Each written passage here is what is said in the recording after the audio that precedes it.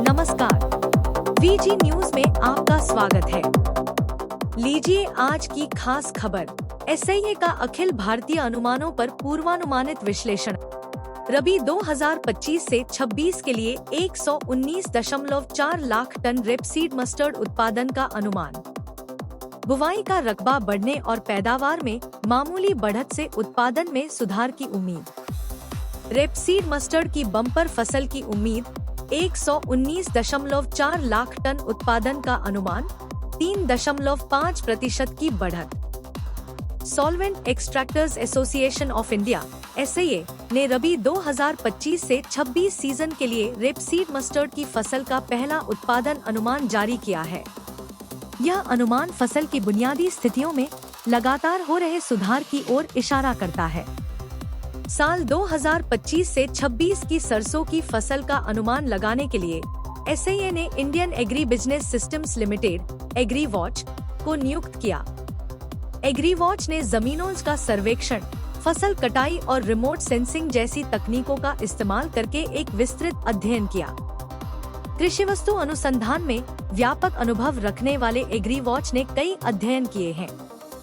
इसके अनुमान सरसों उगाने वाले विभिन्न प्रमुख जिलों में किए गए भू सर्वेक्षणों के 2 दौर पर आधारित है।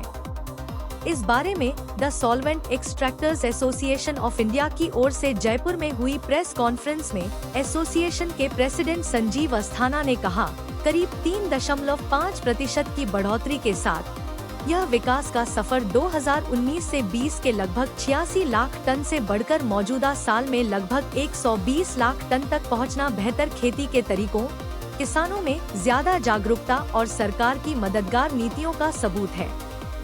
डॉक्टर बीवी मेहता, कार्यकारी निदेशक एसआईए मुंबई ने इस बात को दोहराते हुए कहा कि एसआईए इस बात पर जोर देता है कि ये अनुमान और अवलोकन अभी अस्थायी है और बदलते कृषि संबंधी हालात, real time remote sensing input और ज्यादा गहन विश्लेषणात्मक आकलन के आधार पर इनमें बदलाव किया जा सकता है। क्रॉप जो है उसका एकरेज, उसका एक अनुमान लगा के कि सबके जो सारे स्टेक होल्डर्स हैं उन सबके सामने जाए, जैसे किसान भाई हैं, उद्योग है, ट्रेड है, उन सबके सामने जाए, इंक्लूडिंग पॉलिसी मेकर्स। ये पहला एस्टिमेट है, अभी दूसरा एस्टिमेट दोबारा आएगा जब फाइन ट्यूनिंग थोड़ा सा होगा। तो साल हमने हाईएस्ट 3000 मॉडल फार्म लगाए हैं। उसमें सारे खर्चे हम करते हैं, किसानों को अच्छी से अच्छी विधियाँ बताते हैं, उसमें हमें अच्छे परिणाम मिल रहे हैं। तेल की उत्पादकता भी बढ़ी है, सरसों की उत्पादकता भी बढ़ी है और किसानों की लागत भी कम हुई है। प्रयास कर रहे हैं कि हम लोग आत्मनिर्भरता के लिए तो बात करें, साथ ही जो किसान पैदा कर रहा है उसको वो लंबे समय तक मुनाफा देती रहे। इस तरह से पुनः नियोजित खेती के पिलर्स हैं।